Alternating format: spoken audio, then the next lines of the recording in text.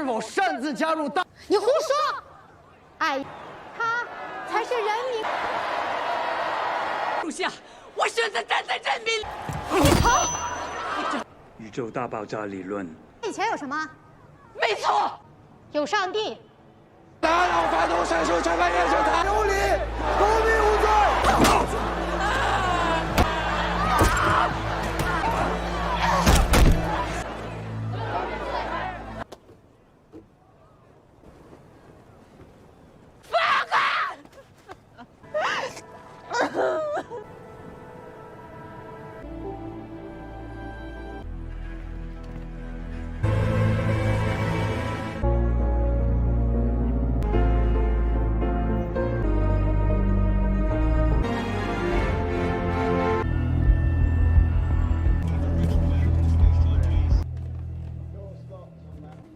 Born in Karachi.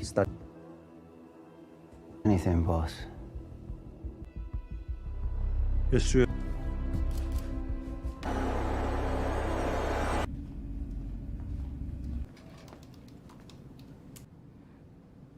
Like he taught us, it doesn't matter how beautiful your theory is. All of the physics of the past 6. Oh, Saul, you mustn't. How old are you? 31? 30. I don't think that's an argument for God.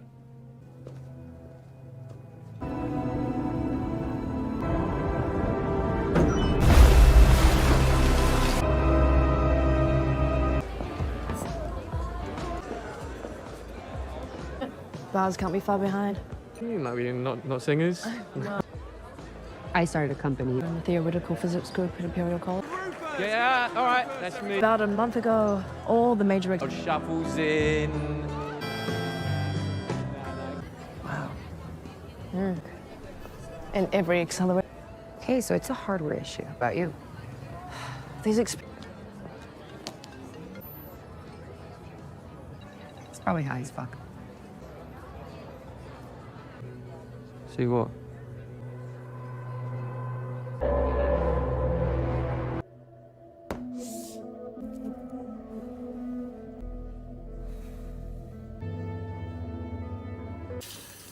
Excited to see Jim? It's because Vera's killed herself. I won. I'll tell you what one.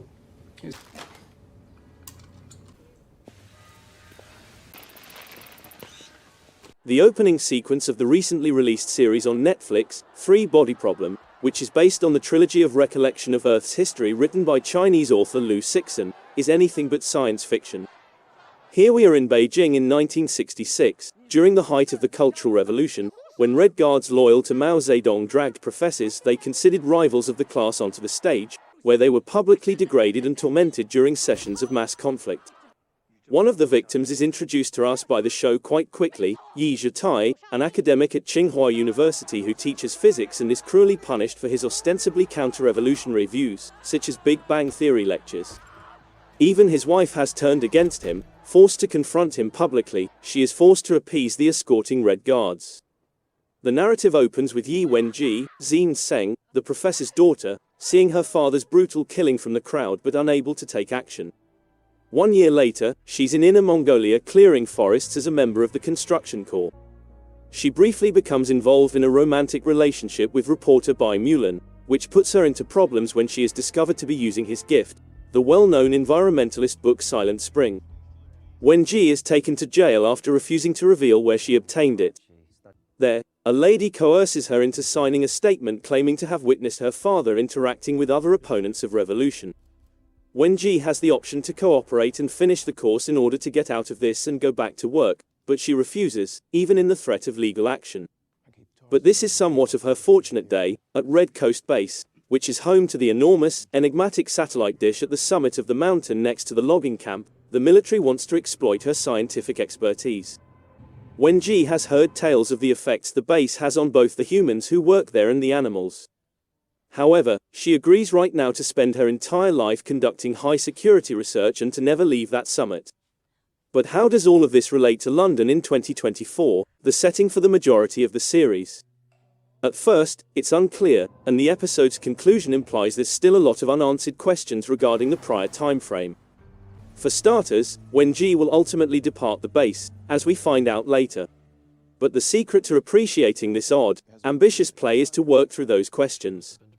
One of our audience substitutes in the present is Clarence Shi, Benedict Wong, a detective looking into a spate of horrific suicides involving intelligent, frequently award-winning scientists.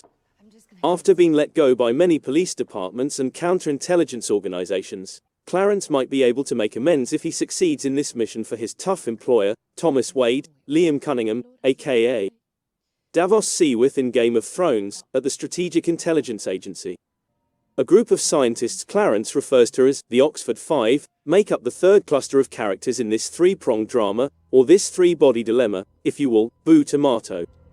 Since learning under Vera Yi, most of them have gone their own ways, but others have remained close, such as best friends Jin Cheng, Jess Hong and Augie Salazar, Isa Gonzalez.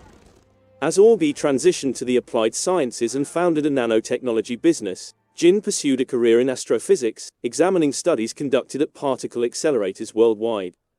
Next are Will Downing, Alex Sharp, a teacher who has never acknowledged his long-standing affections for Jin, Saul Durand, Giovanna Depo, who worked as Vera's lab assistant, and Jack Rooney, John Bradley, better known as Samwell Tarly from Game of Thrones, who left the industry completely and made wealthy from potato chip sales. The five reunite at Vera's burial after she becomes the latest scientist to take her own life. They make the following conjectures on the possibility that their former mentor's sadness was directly caused by the current physics crisis. The main particle accelerators were shut down a month ago after they began producing absurd, illogical findings that defied science. Saul is especially impacted because he was already concerned about his unrealized scientific potential. Although I'm not especially fond of any of the Oxford Five as characters just yet, the plot has a strong basis, and I do like the casual banter and sense of familiarity among the old pals. As of now, Jin and Augie are the main characters. They each have a fascinating backstory, and Hong stands out among the rest of the ensemble in this role. Jin discovers more about Vera's current mental state when she goes to see her mother, Yi Wenji, Rosalind Chow. The revelation of our link to the past instantly heightens the interest in everything. Wenji reveals that Vera had been playing a specific video game a lot prior to her passing. She allowed Jin to use a gleaming new helmet to access the game. She finds a really lifelike VR game when she gives it a try, but she doesn't play it for very long. Before she can take in her surroundings, she finds herself walking on a decomposing body with open eyes and the land surrounding her being scorched by a massive sun. Naturally startled, Jin takes the helmet off in a hurry. Once more, it's completely unknown how this video game may be related to anything else at this time. Furthermore, Augie's storyline's events are much less understandable. She first notices flashing lights in her field of vision whenever she turns her head while out one night with Jin. Like many of the scientists who ultimately turned to suicide, she envisions a fiery countdown as the lights focus into precise forms. The neurologist is of little use, and the statistics just never stop, frustrating in their endlessness. That countdown motif has a lovely horror quality to it because of the effects, the eerie music, and the suspense around what will happen when the time runs out. This is based on the same idea as the 108-minute timer from The Hatch in Lost, which I remember vividly from 2005. It isn't until Augie meets a spooky young woman in an alleyway, who begins with religious cliches like, "The Lord has a better way," that he finds a potential remedy. She informs her that if she closes her lab, the countdown would end. She'll even demonstrate her strength. Augie only needs to glance up at midnight tomorrow to see the universe giving her a wink. So the following night, Augie invites Saul to accompany her, and sure enough, something happens. The stars' brightness fluctuates, as though they were managed by a single dial, and the whole night sky blinks. Saul interprets the flashes and decodes the message in Morse code using the antique cereal box decoder that Augie got from the woman. Unsettlingly, Augie is witnessing the same countdown that she goes through every day unfold on a cosmic scale for everyone to watch. Wade thinks, that's our enemy, Clarence. Yes, this is an extraterrestrial show, in case it wasn't obvious before.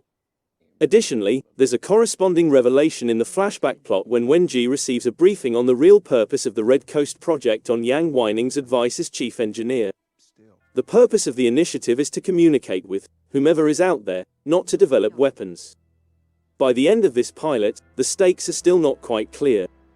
Although we are beginning to understand these characters and the issues they are facing, the show hasn't yet found a strong sense of direction yet, since the mystery around them is still so vague and undefined. But if you can get beyond the scientific jargon and embrace the surreal sci-fi horror with a peculiar historical perspective, there's much to like here.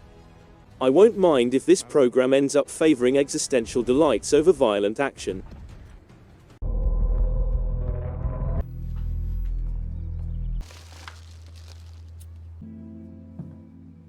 The theory? I saw it happen. Sure. Why? Because it never happened. That's the right thing to do. What about some kind of atmospheric Yeah. Any theory?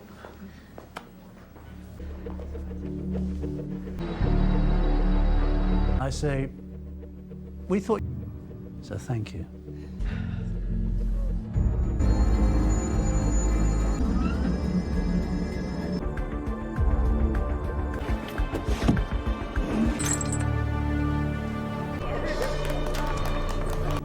Shut it down. This is...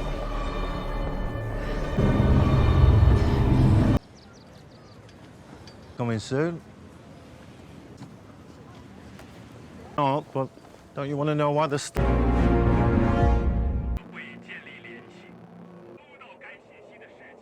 比我们还要久。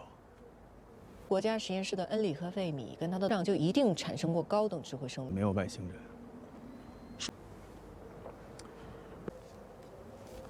哪儿的？别让他们知道。还不犯困？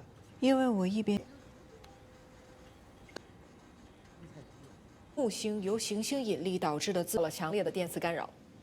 我们检测到的电磁辐射不是18分，两者相差正。你是说太阳？也就是说，我们可以把太阳技术上的先驱。杨卫宁同志，这是一个太阳作为电波放大器的。 The world is in disarray in Red Coast due to widespread reports of seeing the night sky blink. Yi Wenji, Rosalind Chow, who is older, watches a BBC World News broadcast on the flickering stars at home. A knock at the door cuts her off. When she opens it, Jovan Adipo's character Saul is seen carrying takeaway bags. Saul visits the memorial honoring her late daughter, Vera Yi. Is Saul harboring any theories regarding the twinkling stars? Yi Wenji wonders. According to Saul, the flashing stars are a hoax. He mentions that the incident was not seen by any of Earth's satellites. Saul says it was a deepfake, which is about as good a theory as any given that thousands of stars could not possibly be coming into or going out of existence. Jess Hong tells Augie, Isa Gonzalez outside the Nanotechnology Research Center that whatever she decides is the correct thing to do. Then Augie walks into the NRC. Many of the workers watch news stories about the flashing stars inside, or they engage in internal rumors about the mysterious phenomena. She then goes over to a group of scientists who are getting ready to test her nanofiber. There are fewer than 9.5 minutes left on the countdown that is always there in front of her eyes. She positions and lifts a synthetic diamond via a nanofiber lattice. Through his enormous privately held oil corporation, we discover more about Mike Evans in this episode, a man who seems to have enough money to accomplish everything he sets his mind to. He used to be a devout environmentalist who lived a reclusive life in northwestern China replanting trees to save an endangered species of brown swallow. However, whatever transpired when he met Yi Wenji there, possibly the establishment of a radio astronomy facility on his property, made him into the exact opposite of what he despised. He now has a stake in stopping scientific advancement since he supports anti-vax conspiracy theories and funds anti-science politicians, among other things. Augie touches the artificial diamond as he walks into the testing chamber. The nanofiber lattice slices it neatly when it breaks into bits. Her colleagues celebrate her achievement. However, Augie's countdown is now less than 7 minutes. She declares the project over and requests that the lab be closed. The countdown falls to less than 2 minutes as she leaves the house. The countdown disappears, though, the next. Augie was informed this in the previous episode by Tatiana, Marlowe Kelly. But she should keep going since her co-workers would soon follow her out, says a Da Shi, Benedict Wong, who is close. With his card in hand, Da Shi strolls next to Augie. As Orby replies that she doesn't think he can assist, Daeshi inquires as to whether or not she is interested in learning why the stars flared in her direction. This suggests that Evans was probably involved in Orby's countdown hallucinations, which come to an end when Orby gives in and abandons her nanotech research only minutes after demonstrating its groundbreaking effectiveness. She exits in a fog and encounters Clarence Shih, who is waiting for her, asking her about Evans. Evans may be related to the lady who threatened Orby, Tatiana Marlowe Kelly, as stated in the titles, which has been totally removed from the security camera film of their encounter in the alley.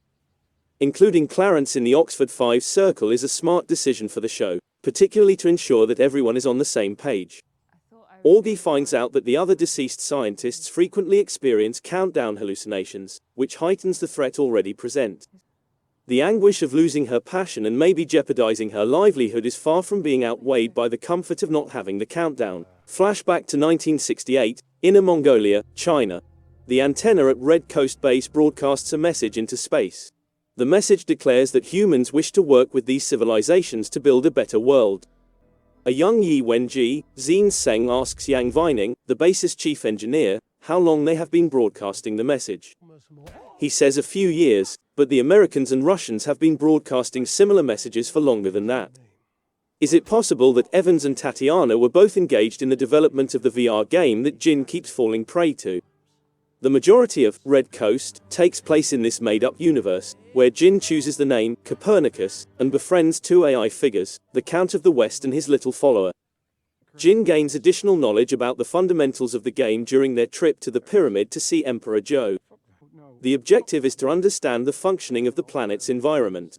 The player can forecast the stable eras, when it is possible to live without worrying about suddenly being engulfed in flames, if they are aware of the patterns driving the unpredictable weather occurrences of the chaotic eras. The Fermi paradox is cited by Yi Wenji. She tells an uninformed Yang about the origins of the idea and its fundamental tenet, saying, "Our galaxy contains 100 billion stars. There must be planets comparable to ours orbiting many of these stars. And intelligent life must have evolved on several of these worlds. Where is everyone now?" She begs Yang to put her in contact with the author and gives her a report written by Dr. Peterson. He should keep it a secret, Yi Wenji counsels. Yi Wenji later checks communications for signals coming from space. Her eyes dart over Dr. Peterson's answer. People in this nation have the ability to become flattened husks through dehydration and then rehydrate whenever it is most convenient. That plays out in a striking and unsettling way in Follower. Since Orby isn't well elsewhere, Jin confides in Jack about the game. Jack is intrigued, even if he can't wear Jin's helmet for more than a moment before a lady brandishing a blade decapitates him. Jack's responses to the game, particularly his several futile efforts to play, provide some much-needed comedic relief. The funniest one is the third, when we don't even play the game with him. That continues when he, well, it's a game, so why not, spend a few minutes striking Sir Thomas More in the face after receiving a formal invitation. According to Yi Wenji, the journey from Jupiter to the Sun took 43 minutes. Jupiter's energy was not only reflected by the Sun, but it was also intensified. Yang understands Yi Wenji's suggestion. The signal from the antenna will be enhanced and reflected if it is pointed toward the Sun. Even if it could take a long time to hear back, this indicates that China will be at the forefront of interplanetary communication. Yi Wenji said she wants to present the concept to the political commissar of Red Coast Base, Lei Zhicheng. At the pyramid, Jin does manage to make some headway when she notes that the Count's creation of the I Ching is insufficient to genuinely make precise predictions about the motions of the Sun. As it happens, his prophecies are incorrect in predicting the intense cold wave that destroys civilization just after the masses have finished rehydrating. But she cleared the first level by asserting that science is superior than mysticism. Your willingness to engage in thought experiments may determine how much of an investment you make in these VR scenarios. This is more vibey than storyline right now, but it will become more crucial later on. Fortunately, I think the picture is still quite stunning, and I find it interesting that the game would be about figuring out how science functions in a different environment. But this material may seem pointless if you're itching for more character growth and noticeable advancements in the non-gaming narrative, particularly at this early stage. The episode's most suspenseful and captivating narrative is Wenji's. Soon after arriving at Red Coast Base, she has an amazing idea that is supported by data from an American scientist. They should shoot the message at the sun to magnify it rather than using their own poor signal to transmit regular transmissions to space. As a super antenna, the sun would function. Yang Vining presents the concept to Commissar Lei Zicheng, who promptly dismisses it on the grounds that it has hazardous political symbolism, Mao equals red sun, and that there is a possibility of execution. Wen Ji, however, can't get the notion out of her brain, and one day she stealthily carries it out anyhow. She doesn't hear back from her until nearly 10 years later. I am a pacifist in this world. It's fortunate for me to be the first to read your letter. I'm alerting you, don't respond. If you answer, we'll be there. We're going to conquer your globe. Don't respond. This sequence is filmed with the appropriate intensity by director Derek Sang. We are seeing a historic moment, the first conclusive evidence of extraterrestrial life ever discovered, and it takes the shape of a real, understandable communication. In the end, Wen Ji decides to disregard the warnings and send back another message, basically asking this extraterrestrial race to attack. She declares, "We cannot save ourselves. I'll assist you in taking over this world."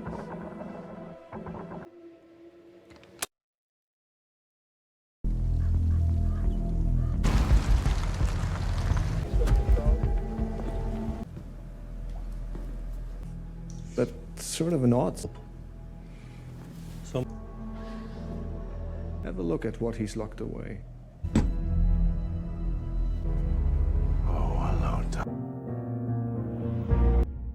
On his knees with his head. Or applied physicist. Or a cosmos. As you were saying. Vodka cran. Thanks. Cheddar swirlies. Ever had science snob? All Birdsong boiled down to one of teaching involved. I'm quitting teaching. Unlikely. Go and explore the ways of the... Holy shit.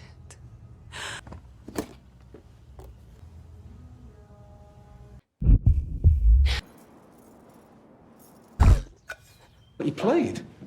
I was in the fuck That's nothing compared to the rehydrated people in the... stuff, and now you're playing it? Every time you play. What the fuck is wrong with your house and you're playing with that? No. Art security.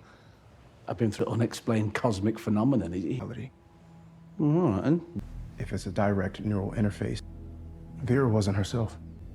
I wouldn't touch it. In the third episode of Free Body Problem is Destroyer of Worlds, we take off for Switzerland right from the start. The European Council for Nuclear Research, or CERN for short, is where we are. When Clarence Shih arrives, he finds that more than 30 scientists have just died and that 6 projects have been shelved. As it happened, one of them died with his head submerged in the bathtub while he was on his knees. Clarence searches the man's belongings and begins hunting. Suddenly, he discovers one of those headsets in the safe. Grinning to himself, he returns it to headquarters. The stakes are raised for our pals in Free Body Problem Episode 3, as they are down to the Oxford 4. Why the heck are you so flawed? We lack access to this technology. From where did this originate? Augie was quite upset to learn that Jin and Jack had been playing the video game that led to their mentor Vera Yi's death. For this group of logical thinkers, the biggest challenge, and, hence, the most verifiable, according to Occam's razor, is the technical divide between their personal observations and their preconceived notions about the physical rules governing our universe. Or, in Augie's instance, instantly imprinted on her field of vision.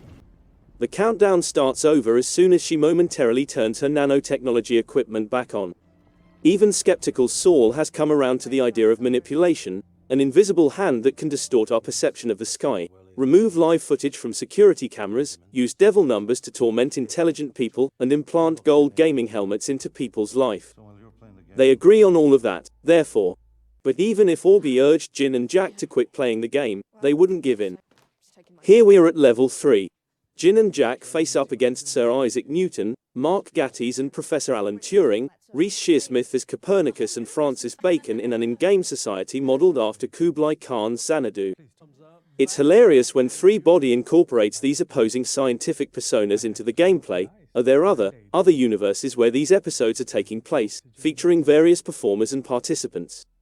Turing and Newton take great pride in their human abacus, a biological machine with 30 million soldiers that can forecast both calm and disruptive periods. The computer system also includes riders to transfer data quickly. The entire piece is a very striking depiction of a different scene from Liu Cixin's three-body problem that seems too large for a little screen. However, Jin exposes their fate, syzygy, when she advances time using the time-tested left hand on the ground method. 3 suns arranged in a straight line defies gravity and turns the Khan's army into a tragic Hieronymus Bosch picture. Coming up with scientific innovations that would save the Earth is not the real challenge of the game. Cataclysm is inevitable, as Jin and Jack are informed by the swordswoman in the game. The individuals are the focus instead. That insight also opens the door to level 4, but it also sets Jack up for failure. After making light of Jin's unusual cingulate cortex activity and beckoning the players to a meeting place in Shoreditch, the mystery woman explains why it is so important to solve for P equals people. The Santee are in dire need of a new home, and Yi Wenji's message, Episode 2, Red Coast, has directed them toward Earth. Santee, meaning three-body people in Chinese, is derived from Santee Ren. After all, Wenji had given them their names. All of this is in preparation for the Santee's arrival on Earth, including the enigmatic gold helmets, the insanely sophisticated technology, the forced murders of scientists worldwide, and the in-game trials. Their spacecraft are blazing full steam forward, 4 light-years distant. Come on, this is fucking mental. She's talking about aliens. Jin is leaning toward believing the mystery woman, Occam's razor again, but Rooney bugs out and heads home, where she is waiting for him in the shadows. Even though Da Shi is monitoring Jack's apartment, nothing is revealed when he peers into the glass home. She breaks the glass inside by grabbing Jack by the neck. You just needed to keep playing. And the enigmatic Earth-based facilitator of the aliens stabs him in the neck. Radiohead's Karma Police now plays. What you get when you mess with this is this. Another example of the all-seeing, all-knowing technology that left incredibly intelligent individuals like Augie, Saul, Wall, Jin, and Jack rip-scratching their heads and covering their backs is the gold helmet gaming that we've glimpsed throughout Three-Body Problem. That observer, it turns out, is employed by Mike Evans. The energy tycoon is a solitary man with a little office. However, it does have one really important feature, a live analog two-way radio system that connects you to a Santee representative. You made contact with an alien planet, the voice within the box states. Is this a timid species behavior? It seems as though Evans has been schooling the voice, which he and his adherents refer to as their Lord, by reading fairy stories and nursery rhymes into it for some time. Evans claims that just one courageous lady in China so many years ago exhibited bravery, not a whole species. Additionally, then we will teach them, if mankind has to relearn how to fear. After meeting with Augie, Tatiana is sitting down with Jack and Jin and telling them that their scores have been amazing. She assures them that level 4 will provide answers to all of their inquiries. The two learn that the players in this game are known as the Santee, and that they originate from an unstable three-body star system. The game system was made by aliens in an attempt to visit Earth. Jack left Jin on her own since he believed the whole thing was a fraud. When he gets home, none of his gadgets are functional. As soon as Tatiana enters the room, she queries who he is attempting to reach. She hurls him against the glass, stabs him in the neck, and abandons him for dead despite Jack's orders to leave. Now that we understand what's going on, the jigsaw pieces are beginning to fit together. Yi Wenji has reportedly spoken with aliens since the 1960s, and as a result, she has created a potential opening for a, apparently hostile race that want to colonize Earth. Furthermore, we observe the different worldviews of Jin and Jack. Jack has never truly been committed to protecting the people. To him, this is all just a game. But Jin is the one who is truly interested in this, and we now know why. Her own past troubles had an impact on her, therefore she decided to try to figure out this mystery. Is she biting off more than she can chew in this situation? The conclusion, in which Jack is killed by this weird woman, raises the possibility that there may be more fatalities before everything is said and done. For the remainder of the season, everything is up in the air in any case.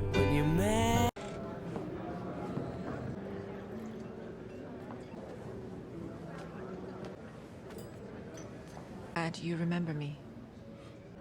For a conference. I know about you. You run his oil company. Change. Northwestern brown swallow, or 你必须先拥抱真理。Nothing exists alone.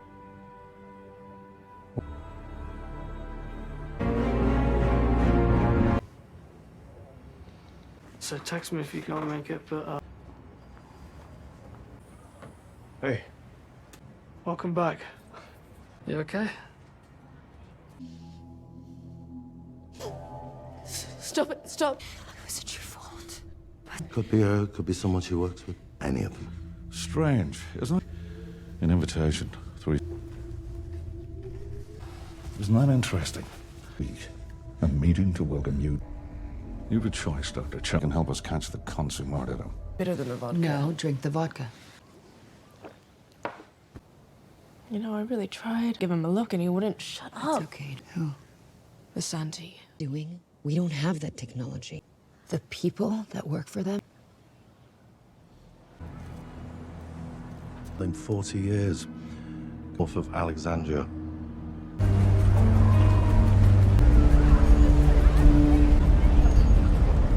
Santi. Oui. Is rendre cela possible? Mignon. Can we provide that the Lord can? For the London summit tomorrow, we're... They're watching. Nothing will happen to you. That's better. A lot of blood. Yeah, the boss just smashed. I've got a job. Just think you're lazy. Yeah, well, you My job isn't about... think the police are heroes. Well, not... I know that Popo discouraged that 2 years, but he's still my boyfriend, so what is that? When I make my millions and I buy you a sweet pad.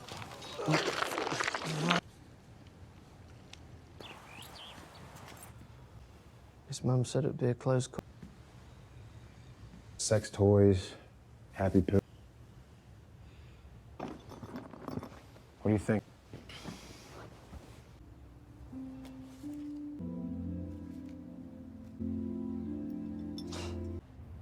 I do data integration.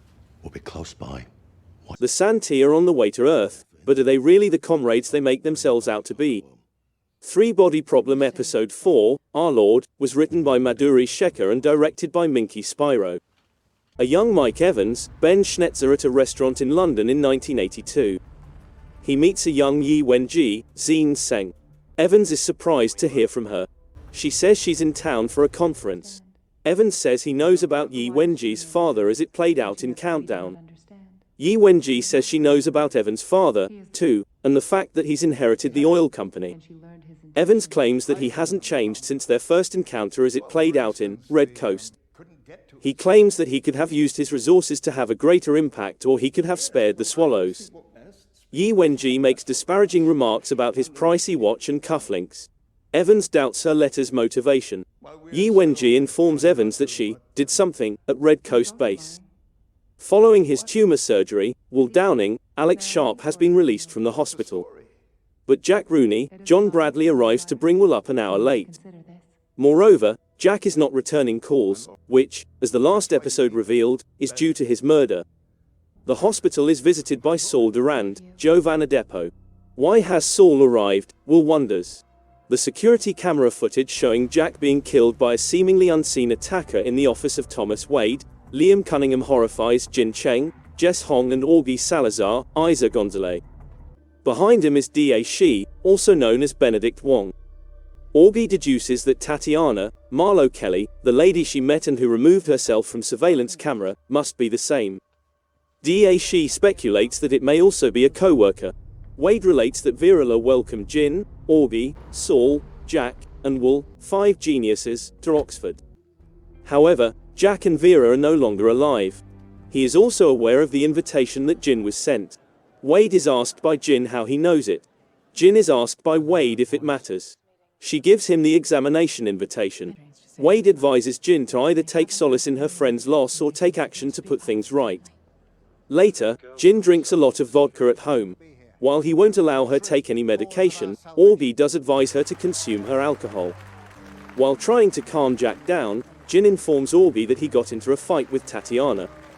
Jin confides in Augie that she thinks the Santee are genuine and will arrive. Agreeing, Augie notes that humankind is not technologically advanced enough to account for the phenomena that has occurred. Jin says she has no idea how to combat extraterrestrials. However, as Augie notes, those who deal with the aliens are human, and they have both spent their whole lives engaged in conflict with mankind. Wade gets some excellent news from Daeshi on a rooftop in London. He's found Mike Evans, the elder one, Jonathan Pryce. He is on board the Judgment Day, a remodeled oil tanker that has a large satellite dish and may house up to 1,000 people. Judgment Day's deck is brimming with activity, featuring a playground crowded with kids. The black chopper from Countdown is also there. Evans moves along a corridor inside the spacecraft. When the Santee come, a youngster asks him whether she will still be alive. Evans assures her that the Santee will make arrangements for them to be alive upon their arrival if that is their desire. He informs her that miracles can be done by the Santee. However, that's what's best if it's not. When Felix gets there, he tells Evans that they have the final roster for the summit that would take place in London the next day. Evans inquired about Jack's whereabouts. Felix tells him that things didn't work out with Jack. Evans is asked if they ought to bolster security. Evans queries what protection could offer that the Lord is unable to. After work, Evans calls the Santee. They let him know that his enemies know about the upcoming conference. Besides, they're observing him. The Santee reassures him that they are safe with the aliens and that nothing bad would happen to any of you. Evans seemed relieved. Daeshi is seen somewhere, watching his son engage in combat. When will his kid be getting a job? Daeshi queries. According to his son, he works as an entrepreneur. Daeshi admits to his kid that he has awful taste in guys. According to his kid, he is like his mother. After becoming wealthy and purchasing a large home, Daeshi's son queries if Daeshi will still consider him to be a loser. Will and Saul get ready for the funeral at Jack's residence. When Saul adds, "It'll be a closed coffin," a picture of the blood puddle where Jack died appears. Before Jack's family gets here, Saul asks if there are any X-Toys or PRN to get rid of. He thinks he has struck gold when he discovers a Transformers lunchbox next to the bed. However, what's inside is a box filled with emotional keepsakes, including toys, pictures, and shot glasses. Wade and Daeshi begin coaching Jin in the interim. She claims she's not a spy, but a scientist. Daeshi, however, informs her that her purpose is informational, not confrontational. All she has to do is collect intelligence and return it. However, he advises her to prepare a suitcase in case she is unable to return home. Jin queries her inability to return home. Wade notes that they are aware of her residence. Jin queries his level of belief in aliens. "You don't need to believe in Santa Claus to give gifts on Christmas," he responds. She queries his belief in Santa. "Ho ho ho," Daeshi responds. She takes a car to the address on the invitation later. Her mobile phone rings. Wade is here. He forbids her from bringing her phone into the building. Evans reads Little Red Riding Hood to the Santee while he is back on the JD. The Santee have no concept of deceit. They don't know how the wolf's grandmother disguise works, so they question why the youngster would allow the wolf inside. Evans describes how the wolf tricked the young one by hiding his true intentions. The Santee have no idea of this notion. Evans goes on to refer to their adversaries as pests, but he is forced to clarify that he is only employing a metaphor and does not actually mean bugs. The Santee admit that they are incapable of lying. In fact, they don't even understand the idea. Moreover, it appears that they regard the tale of Little Red Riding Hood as factual. Evans clarifies that it is only a narrative. This is interpreted by the Santee as a lie about a liar. Evans confirms this. The Santee say they must take this into account. After a little while, they think they get it. According to Evans, this is the reason the Santee require their human caregivers in order to get a deeper understanding of humans. However, according to the Santee, a liar is someone who makes up information. They claim that living with liars is impossible. They declare that you, that is, Evans or people in general, is what they are terrified of. After that, they stop talking to one another. Jin is still a driver in England. Wade uses a tablet to monitor her development from his workplace. It appears like a road in the middle of nowhere is where she is going. She then notices a black SUV in the area. As she gets closer, A person wearing night vision goggles is observing her. Daeshi is somewhere else, watching and listening in. After searching Jin for weapons, a man in a suit uses a cell phone to scan her retina to verify her identification. They climb into the vehicle and leave. Jin raises useful questions as they are driving. She is informed that our Lord would see to their needs. The SUV arrives in a desolate, isolated warehouse with decent lighting. Inside, people are mingling in a space that has been ornamented with freestanding screen projections. Jin is cordially welcomed by Tatiana. Jin receives a slightly ironic apology from her for killing Jack. Daeshi had encountered Tatiana in the graveyard in Red Coast Base, therefore she is familiar with her voice. Jin informs Tatiana that she's curious about the workings of the cosmos. Tatiana assures Jin that the solutions lie with the Lord. Tatiana claims that these individuals have been her family ever since she was a small child. She adds that their founder will be present at the conference. Wade queries how Evans was able to leave the JD without their knowledge. At the occasion, a guy steps onto the stage and demands attention. He claims that the movement's founder is here and that the rumors are accurate. Next, he presents Yi Wenji, played by Rosalind Chow. Neither Wade nor Daeshi nor Jin anticipated this. Yi Wenji expresses his particular greeting in Mandarin to the perplexed Jin. How could they have been duped? Daeshi wonders. Wade claims that individuals have control over what they hear and see. Daeshi then queries why they are permitting them to hear this. Yi Wenji steps up to the podium and starts talking. She claims that as a small child, she witnessed her nation destroyed and lost her family. Yi Wenji claims to have seen a great deal of betrayal of people in the name of advancement. In the intervening years, she wonders what has changed on Earth. Still, when the Santee show up in 4 centuries, she says she believes they will save mankind. Humanity has to get ready for the Santee in order to welcome them, according to Yi Wenji. She extends her gratitude to everyone in attendance, along with co-founder Evans and, our Lord, the Santee. Yi Weenie comes to the conclusion that the Santee will inherit Earth since they can handle it better than mankind could. However, that's when the police burst through the wall and swarm in. Yi Wenji urges the throng not to push back, saying that because this is taking place, it must be the Santee's wish. Everyone, Yi Wenji included, takes a seat. Police begin to zip-tie individuals. Tatiana watches as they start to remove Jin. As she gets up, she shoots a police officer who is taking Jin out. The warehouse bursts into gunshots and turmoil. Yi Wenji continues to sit on the platform. Police shoot a lot of the real followers of Santee. She escapes unharmed as Jin collapses to the ground. But Tatiana sees her and moves forward. With a shot of his own, Daeshi comes just in time to render Tatiana unconscious. Wade uses his tablet to listen to the mayhem. Later, stretchers are used to transport the bodies from the warehouse. The Santee believers who have survived are bundled onto a paddy cart. A paramedic examines Jin. When Daeshi shows up, she and Orbi are placed into protective custody. He informs her. Tatiana has stayed away from the law. Will gets back to his residence. He places the shot glass and toy he stole from Jack's Transformers lunchbox next to the picture of the two of them that he is staring at. Next, he takes out of his shelf a book of fairy tales. He reads the message, which was written by Jin. Inside the ambulance, Jin's cell phone calls. It's Will. He claims he wished to see how she was doing. Will claims that he felt that they could all use a vacation following Jack's burial.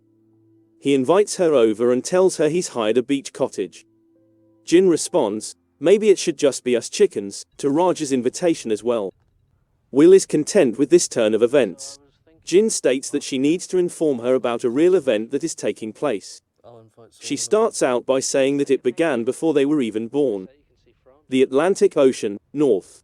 A silver chopper takes Evans and young Yi Wenji to the JD. Yi Wenji likens gazing over the dish like meeting an old acquaintance. Evans and Yi Wenji exit the chopper as soon as it touches down. According to Evans, this will be their own exclusive research facility, unrestricted by geography or politics. Yi Wenji looks around, amazed at the apparatus. Yi Wenji claims that the last time, it took 8 years to receive an answer. However, Evans discloses that they have been sending messages in the years that have passed. Line upon line of text appears on a computer screen. Evans notifies Yi Wenji of the approaching Santee. Yi Wenji is told by him that she has given him hope. They start flirting. Yi Wenji and Wade are in an elevator in the present. He takes her into a room full with ominous, menacing characters. Wade starts asking Yi Wenji about the information about JD. She claims he won't find out if he keeps behaving so awkward. Wade notes that Yi Wenji was obtained. She believes that's because they gave it permission. Wade claims that the deceased individuals in the warehouse imply that they were not let to do anything. However, Yi Wenji is referring to the Santee as they. She reminds Wade that despite their conviction to the contrary, he has no idea what they are capable of. Yi Wenji declares that nothing can be done to stop them because they are on their way. You will be so grateful when they arrive, she continues. The menacing soundtrack implies otherwise.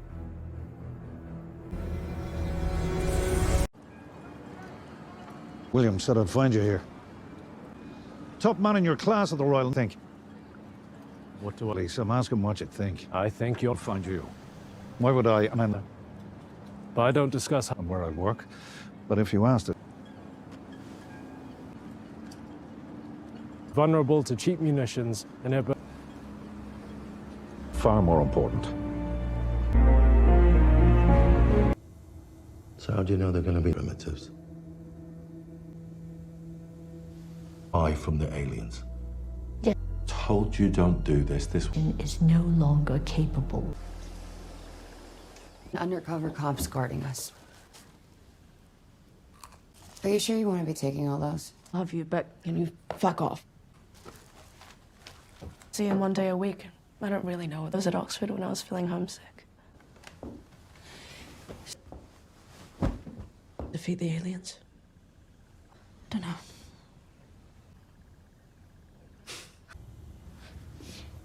operative. What I know is not a two. Maybe not is this. They. We're right in assuming he's Vera's father. Why? Because she wasn't strong. Well, I was a shit, Dad. I lied. Why recruit our planet to their planet, correct? Well, in 8 years, it's a faster way to communicate. 20 quid, it won't be as close. Not my best subject. Half jackal. You know what these are, Clarence? They fought better on horseback. From a Chinese friend. In our mind, doesn't matter anymore. Communications with the Santee. We kept it. Bombed out intelligence. We need to... Whatever they put their records on, we're on board, could be over 1,000. The ship without damaging the data. Whatever, before our lads will get him. Yeah, it's enough. Yeah, Vince. You're giving me your shite ideas. Next month. Morales were missing. The Lord was watching over us. I don't understand. You have... This raid was no killed. That is all part. But I continue to serve. Never, Lord. And here we have something that sort of... Figured they give you shit too. Liam Cunningham's character Thomas Wade approaches Raj Varma, Samar Usmani on a military dock in Govan. Wade lists a few of Varma's qualifications. Varma speculates that Wade could be stalking MI5 agents. Wade claims he is not employed by MI5. He inquires about Varma's opinion on the military vessel. Following some back and forth, Varma informs Wade that, in his opinion, the ship was built for wars in the 20th century. According to Varma, it is too costly to employ against non-state actors, it is susceptible to low-cost weapons, and it consumes a lot of diesel. He believes that drones would have been a better use of the ship's funding. Varma is asked by Wade why he enlisted in the Navy. Varma desired to protect his nation. Wade informs him that Varma is far more important for what he needs him for. Elsewhere, D.A. Shi, Benedict Wong questions Yi Wenji, Rosalind Chow at the Black Palace, the Strategic Intelligence Agency's London headquarters. He asks her how she knows the Santee would be kind when they get on Earth if it will take them 4 millennia to travel here. D.A. Shi draws attention to the fact that historically, interactions between technologically sophisticated individuals and non-technical people have not ended well for the latter. D.A. Shi affirms that Yi Wenji sent a second communication to the Santee despite being advised not to buy the response to her first one. Yi Wenji also attests to this. D.A. Shi queries why human society is no longer capable of solving its own problems, according to Yi Wenji. Undercover police officers are keeping an eye on Orby Salazar, Isa Gonzalez and Jin Cheng, Jess Hong. Jin claims that is insufficient. Orby queries Jin's decision to use so many anxiety medications. Jin responds with argument. Orby claims to recall the reason they moved out of jointly. Next, she queries the whereabouts of Jin's lover, Varma. Jin claims that she only sees him once a week and that he is on a covert mission. The topic of Yi Wenji comes up. Jin claims that she believed to know her. She was treated as an aunt by Jin. Yi Wenji has known him forever, Orby notes. She goes on to say that they're being treated more like puppets. Orby declares that she will no longer be a puppet. Tea or coffee is offered to Yi Wenji by Da Shi when she returns to the questioning room. She makes no decision. Why has Yi Wenji been so understanding? Da Shi wonders. She claims that nothing she can tell him matters if the Lord permitted her to be taken prisoner. Although she acknowledges that she would want to think of herself as significant, she asserts that the approaching arrival of the Santee is now the most important thing. Da Shi queries whether Vera's father is Mike Evans, Jonathan Pryce. Only in a biological sense, Yi Wenji argues. Because she was weak, she kept the truth from Vera. Says Da Shi, Yi Wenji concealed Vera in order to keep her safe. Could Evans have informed her himself, he wonders. Yi Wenji claims that Evans saw Vera for the first time while she was in her coffin. Countdown. Da Shi then inquires about informing Jin that Vera was the owner of the VR headset Yi Wenji gifted her. Yi Wenji claims she was lying. Da Shi queries why hire Jin. She may be the most gifted physicist of her generation, according to Yi Wenji, but not more so than Yi Wenji. Da Shi has another question. A radio communication traveling round trip from Earth to the Santee takes 8 years. Why then does Evans occupy all of his time on the Day of Judgment? Is he hoping to hear back after almost 10 years? While Yi Wenji asserts that humans are incapable of communicating faster than the speed of light, he suggests that the Santee could be able to. She goes on to say that she hopes she could depict what the future holds for Da Shi. Da Shi wagers it won't be quite as magnificent as she imagines. Wade opens a tiny container in his office. Wade tells Da Shi that he is descended from European mutts. As dull as fuck. Wade is 1% Mongolian, though. Wade takes out an almost millennium-old iron stirrup. He says that Genghis Khan's soldiers had an advantage in horse-based combat because they were using metal stirrups. Thus, everyone got fucked. He is 1% Mongolian for this reason. Da Shi asserts that Yi Wenji has nothing to hide. She believes that the struggle is won. However, Da Shi is positive that Evans has been recording every conversation he has with the Santee. Wade claims that they require this knowledge. They need brains first, and they have 4 centuries to devise a plan. In summary, Da Shi says that they must find out what sort of stirrups the Santee are using. The hard disk is referred to the Da Shi as a hostage that they must free. However, there are 1,000 people on board the ship, including children. Wade lacks empathy. The grown-ups are described by him as traitors. Da Shi queries how they take out every person on board without erasing the data. According to him, special forces will likely buy enough time to delete the data while causing a carnage on both sides. The hard disk may be destroyed by a missile attack. Gas is unlikely to work well aboard ships because of its excellent ventilation. Then, Da Shi explains, JD merely reserved transportation via the Panama Canal for the upcoming month. Evans and Felix stroll the JD's deck while at sea. Felix claims that because some of their kin have been imprisoned, the people are concerned. They believed that the Lord was keeping an eye on them. Evans claims that God is keeping an eye on them. He goes on to say that if Santee had not wanted the raid to occur, it would not have. Evans heads back to his workspace. He tries to reach the Santee once more, but they say nothing. Evans is adamant that they never told their Lord lies. He implores the Lord to talk to them once again. Da Shi takes Orby by surprise. But he brings Takeout with him. Da Shi informs Orby that he must return to work on the nanofibers if they are to extract the data from JD. Orby is reluctant to do so because she fears that the countdown will resume. How would her nanofibers aid in obtaining the data, she queries. Da Shi advises her to simply have faith in him. Orby and Da Shi arrive at the Center for Nanotechnology Research. Armed guards are keeping a close eye on everything. Cops, according to Orby, won't assist in stopping the Santee. Orby turns the program back on. The lab is back up and running. However, the countdown doesn't show up again this time. Though relieved, Orby wonders why. Daeshi claims he believes the Lord has ceased to watch over his sheep. Wade speaks to a platoon of troops in a warehouse. They are the Royal Navy's best engineers, he claims. In a vehicle parked inside the warehouse are Orby and Daeshi. Wade says they have to finish a particular project in less than a week.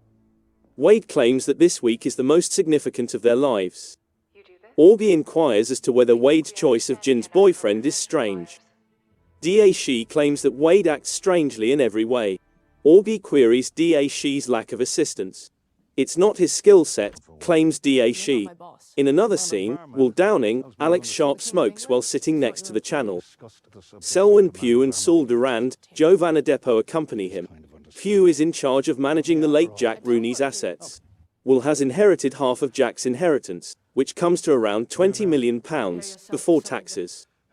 Pugh walks away. Saul is asked whether he wants it by Will.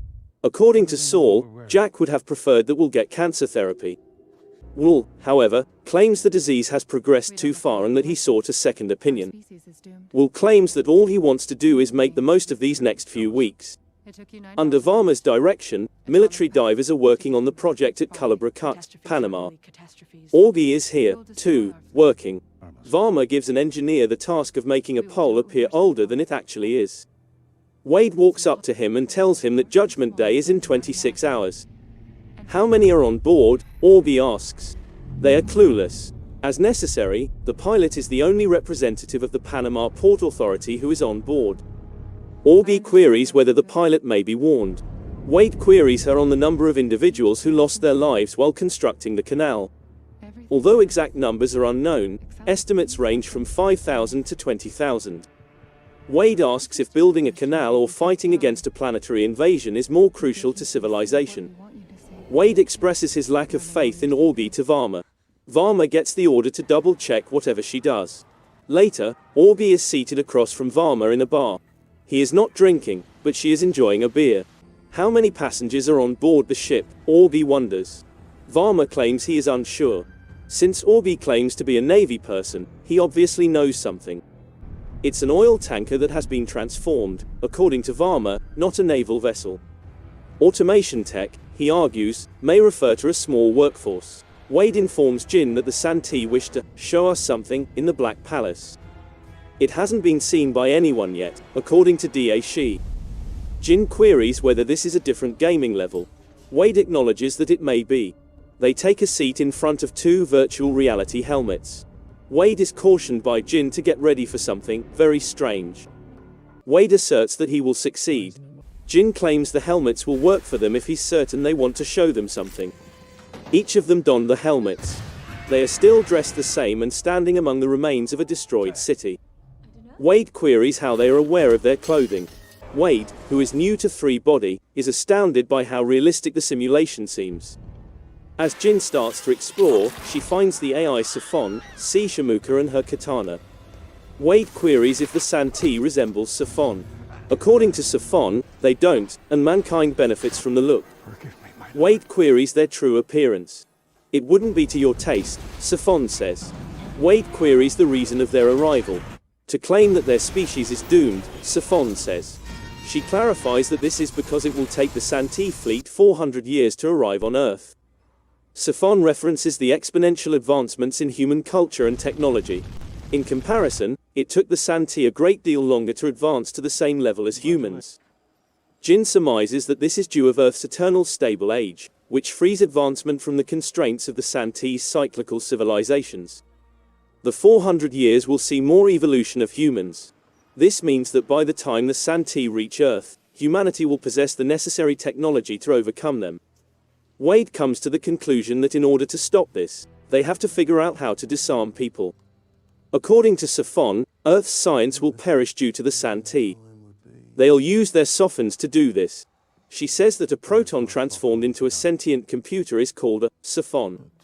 Jin objects, saying that such little computers are not conceivable to construct. There are more dimensions to the cosmos than just 3, according to Safon. Hidden means that these measurements are folded up far too small for us to see. The Santee, however, have the capability to reveal these dimensions. They can unveil the upper dimensions of a proton by applying unfathomable amounts of energy to it. As a result, a tiny proton grows enormously. Wade and Jin observe Safon show the unfolding of a proton. It spreads to include the whole world. As Safon describes, inside the unfurled proton, they build a mind the size of a planet. The proton that has unfurled starts to shine like a vast circuit board. The Safon responds to Safon directly and uses her own voice. The Safon announces that it is ready to fold again, then folds again. The Safon retracts the sky circuits by folding itself back up. According to Safon, the Santee expended all of their resources to create 2 pairs of 2 Sophons, or 4 total. Every pair has quantum entanglement. 2 were transported to Earth, and the other 2 stayed with the Santee. The Santee-based Sophons are instantly informed of all that the Earth-based Sophons see. Protons don't have much mass, hence it is possible to accelerate the Sophons to almost the speed of light. It was months before the Sophons came to Earth. They were directed into particle accelerators, where they influenced and fabricated the outcomes of ongoing studies. As a result, scientists fear that the solutions to their inquiries will become chaotic and meaningless. A flashback of a confused Vera Yi and Saul appears on screen. According to Safon, the Sophons will provide wonders to humanity rather than the truth. We see the retinal countdowns and the flashing stars from Countdown. According to Safon, they are everywhere, always observing and discovering all of humanity's secrets. As the Safon soars into the Black Palace and into the room where Jin and Wade are sitting, we get to witness the Safon's point of view. Safon ends by saying that she will once more show them how to be afraid. Wade and Jin pull off their VR goggles. But the room's monitors quickly divert their attention. Augie notices that everyone in London seem to be preoccupied.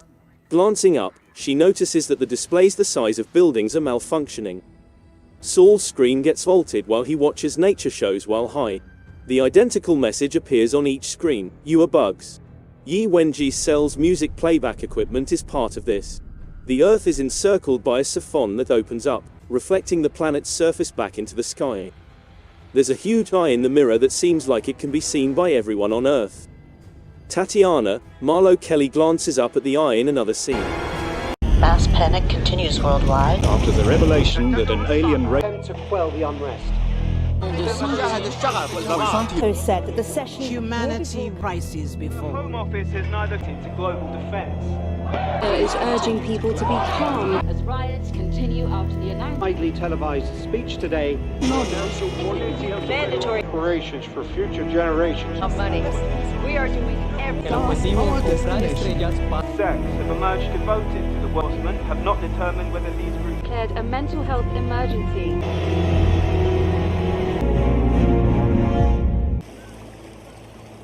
An old friend might cheer you up.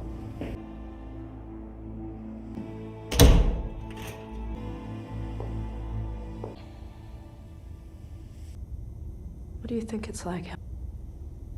People are killing them straight to hell. Have to die. Your daughter, why did you...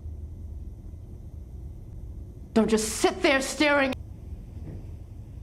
On this stage, where my father Beijing that year, a man, this slogan said, I ever agreed with the Red Guards about. You betrayed, kill us all? So that they could save. We lie, we deceive, dangerous to coexist with. I was for all of us. That's not how you'll be remembered.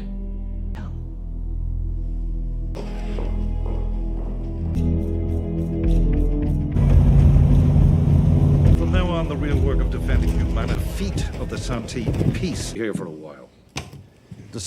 I plan on fighting back. If they can't do, they can't lie. Supercomputers the size of Fine, let them do the worst, but do things. Let's learn from the fleet. We need to know the enemy.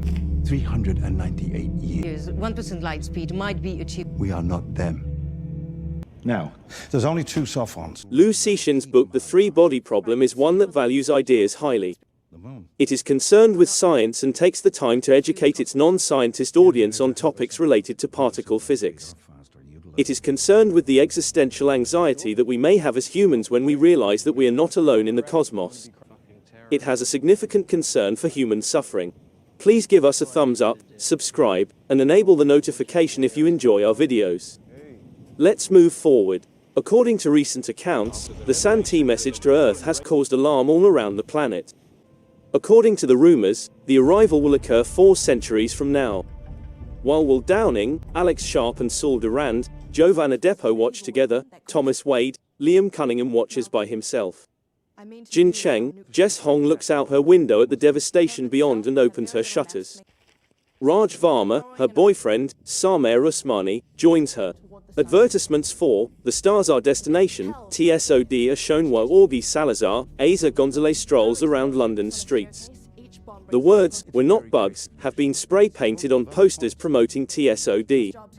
Religious cults that worship the Santee are said to have started to appear. Benedict Wong's character Da Shi is horrified to see a row of persons who have hung themselves from the Thames lamp poles. Jin is shown inside Yi Wenji's, Rosalind Chow cell by Da Shi at the Strategic Intelligence Agency's London headquarters, the Black Palace. Jin is informed by Da Shi that Yi Wenji has not spoken since her lord declared that we are all bugs. Jin informs Yi Wenji that it's fortunate the cell is window and screen free. She inquires as to Yi Wenji's perception of the outside world. Jin goes on to say that a lot of people commit suicide out of fear. Those who were a part of Yi Wenji's group are included in this. Why had Vera Gotta die? Jin questioned. She queries if Yi Wenji gave the order to kill Jack Rooney.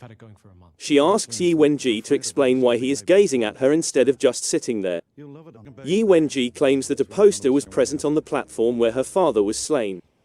A man smashing a rock and roll record, Jesus, and Buddha with a hammer. Destroy the old world, is its motto. Create a new planet. Yi Wenji claims that's the only issue on which she and the Red Guards could agree. Yi Wenji is charged by Jin with betraying humanity. Yi Wenji is adamant that she phoned in order to spare our lives. Jin queries Yi Wenji's continued belief in this. Yi Wenji acknowledges not doing so. The Santee, according to her, discovered that humans are deceitful. We lie. They are unable to comprehend the darkness that is within us. Jin queries whether Yi Wenji ever considered whether it would be wise to welcome a more developed race to Earth. Yi Wenji claims that after seeing the route we were taking, she was prepared to take any danger. Jin queries who granted Yi Wenji the authority to decide on behalf of all people. Yi Wenji, according to her, was a brilliant scientist but would always be seen as a traitor. Yi Wenji inquires as to Jin's legacy. Jin responds, as someone who fought back.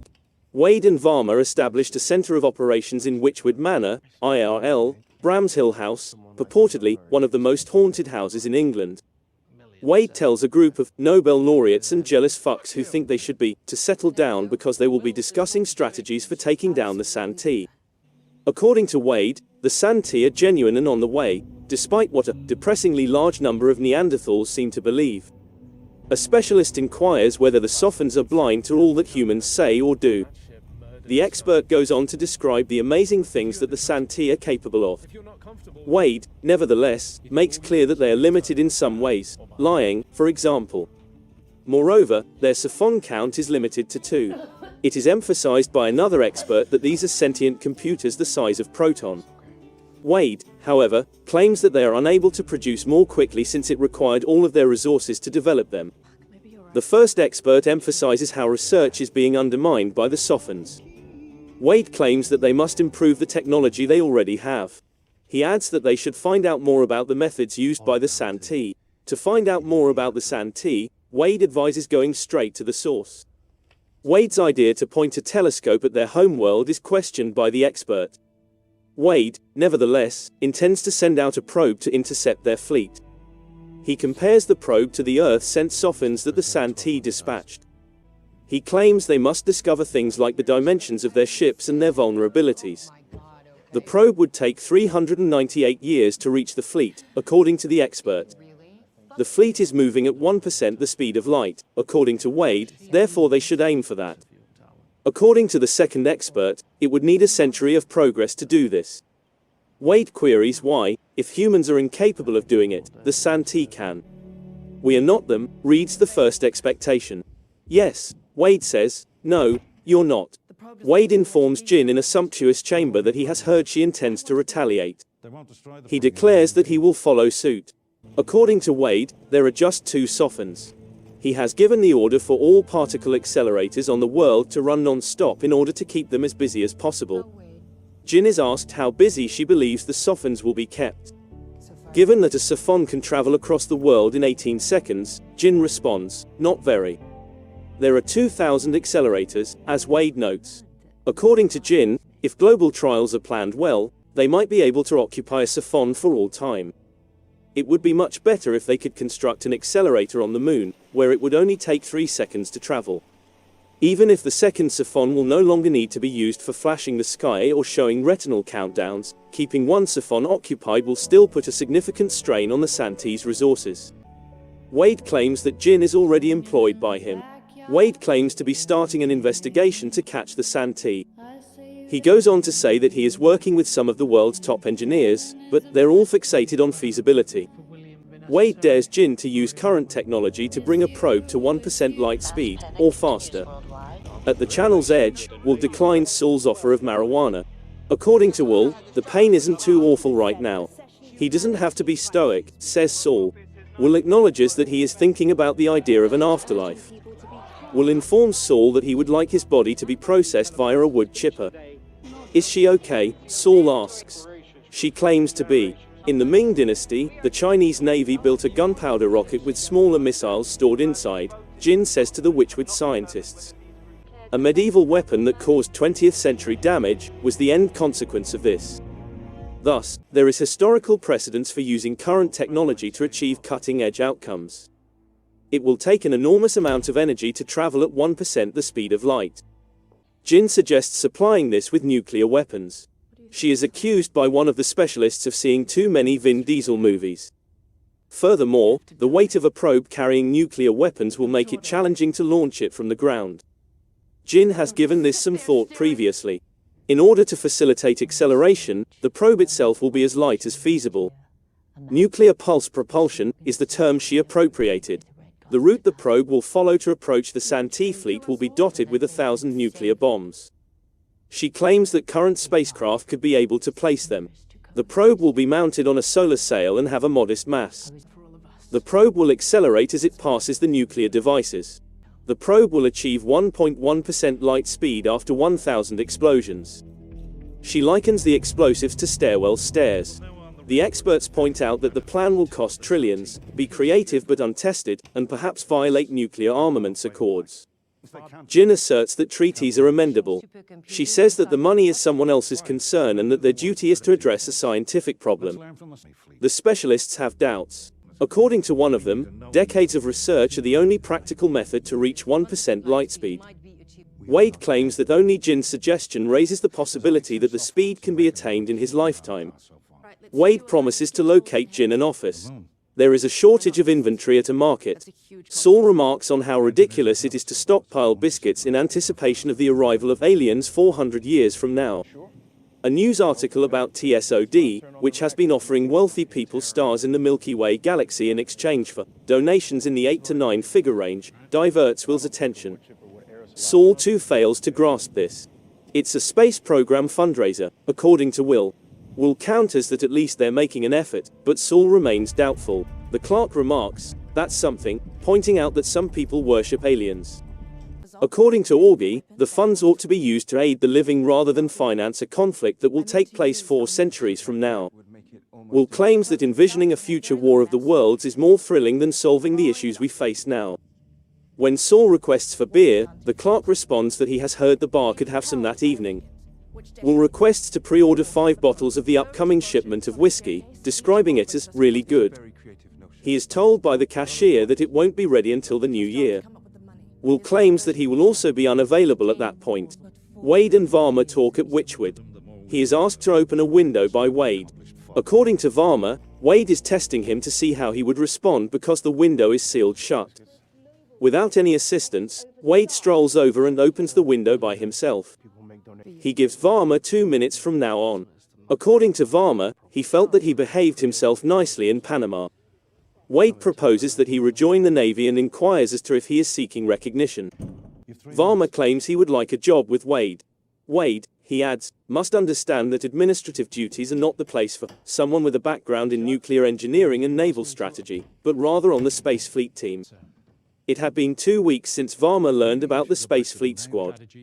Wade claims that's when he ought to have arrived. Varma was careful not to go too far. Wade claims that there is no room for those who don't want to go beyond on his Space Fleet crew. Varma insists on joining the group.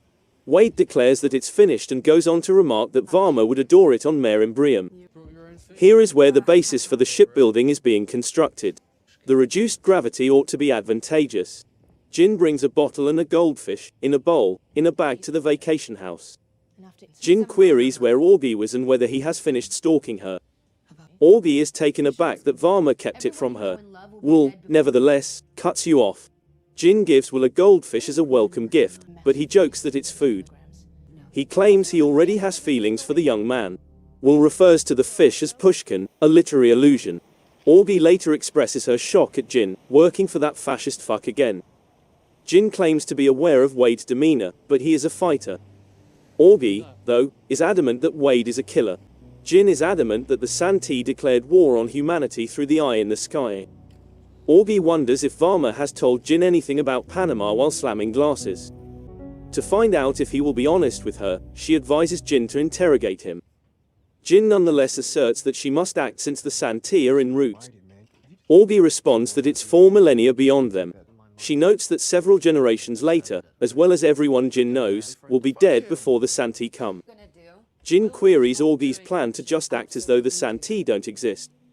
What is Jin working on for Wade? Orby asks. Jin claims that she needs a radiation sail that is less than 5 kilos in bulk and has an area of 5 square kilometers. Orby declines to assist. According to Jin, the nanosail is the key to everything, and only Orby can construct it. She goes on to say that they have access to never-before-seen resources to do this. Orby notes that the last time scientists had access to previously unheard-of resources, they accidentally produced Hiroshima. Jin claims that she is not creating a weapon. Orby says, not just yet. Jin meets Will at the beach early the next day. There's a brief pause before Jin replies that Will might have informed her. Will claims he didn't want to cause her any concern.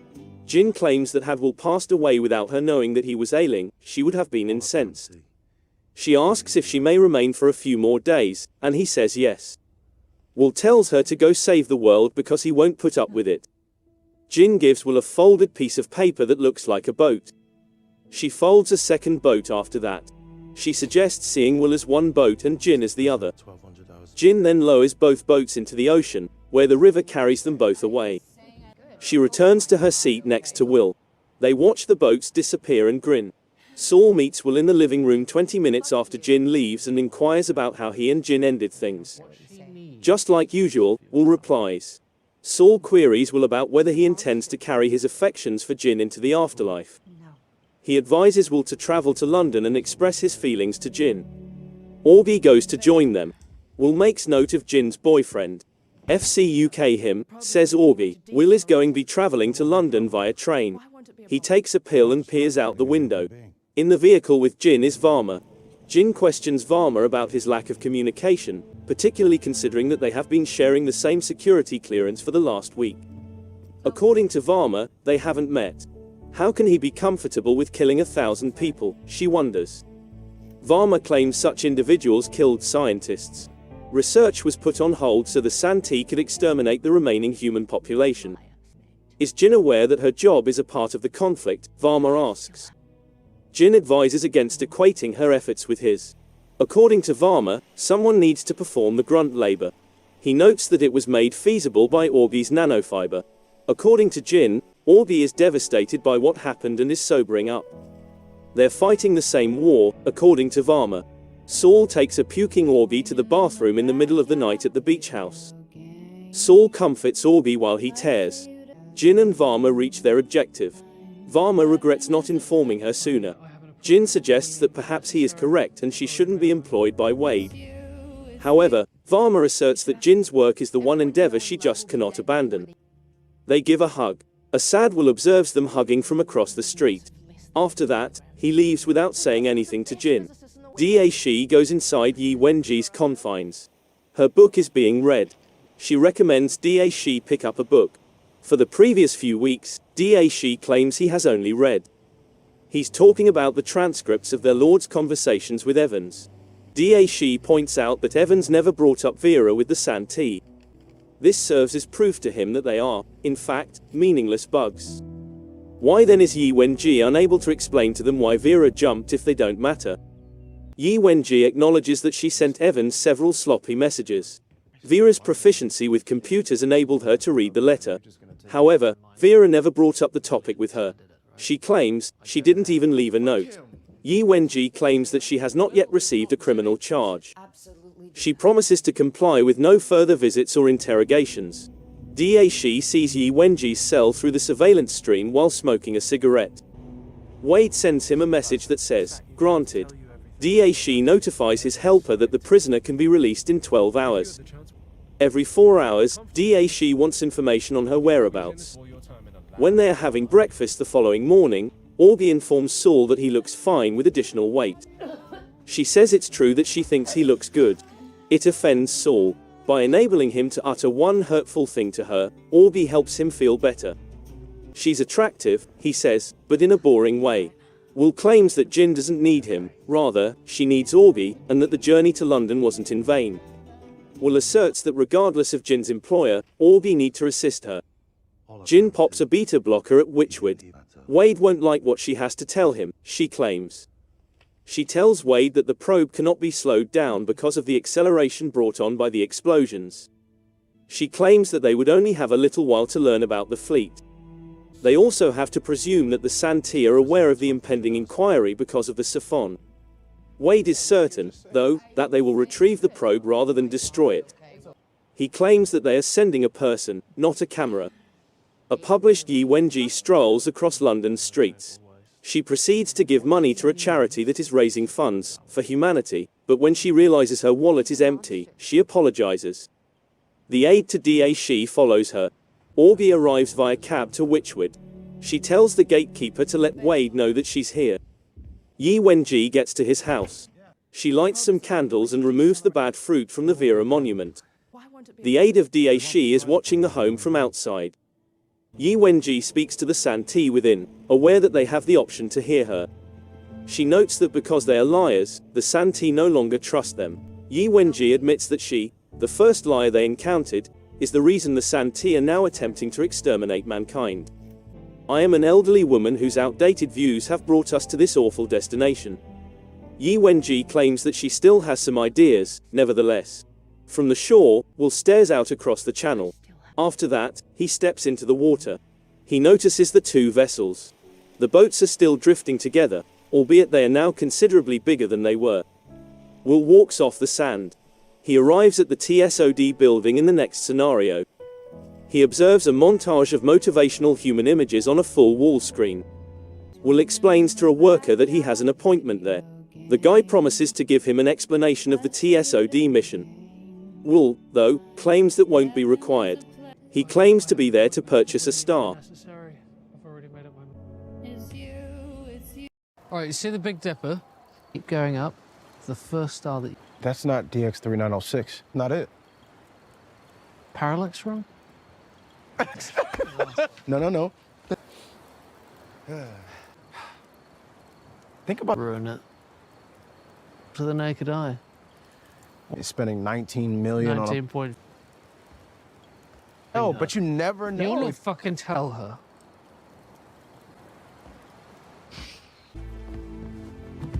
Will. Check this out. Look who it is. I will. How many people can say that for sure? Ow. You deserve it. So we're gonna hang here for a while. We'll probably... Someone came for you. No sign at all. What kind of money? I haven't known anyone. Oh, come on. No, you come on. Adjust your weirdness horizons. Someone's taking the piss. Either way, I don't... X3906. Chum. Traveling 1% of light speed? How long will it take? See?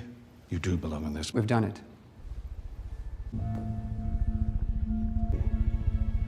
For a month. Flashed with an anti-freeze cryo protectant.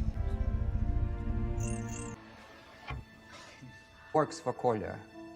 He will. Ну, привет, Коля.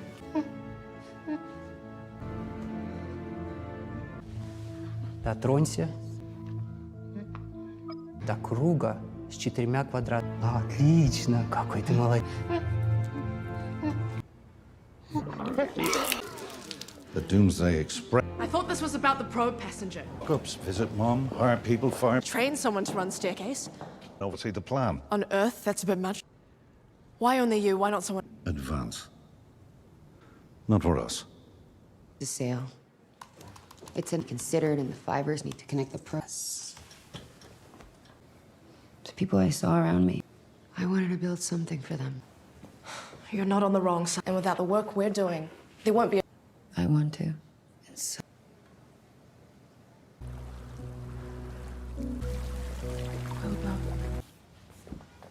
Contacted us. What's that? No, Will. My job took. It can get very political. Very. You're always the smartest one. You're not a game player. Most anything. You could have had to go off and do. Wait. We want to be able to buy a. It's fucking unfair. You said yourself you're dying. Well, do you? I might. Yeah. If you have someone, you have. And whatever Mum.